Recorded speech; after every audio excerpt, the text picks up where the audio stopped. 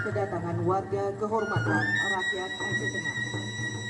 Melalui tarian ini, Sengeda Sang Putra Raja Dinge ke-13 memanggil Gajah Putih, Gajah Keramat bergelar Birang Santani, turun dari belantaran negeri Gayo ke tepi danau Laut Tawar. Gajah Putih berlambang kegagahan dan keperkasaan. Gajah Putih menjadi maskot kerajaan Aceh Darussalam yang jaya di masa Sultan Iskandar Muda. Kini, Gajah Putih menjadi lambang kodam Iskandar Muda.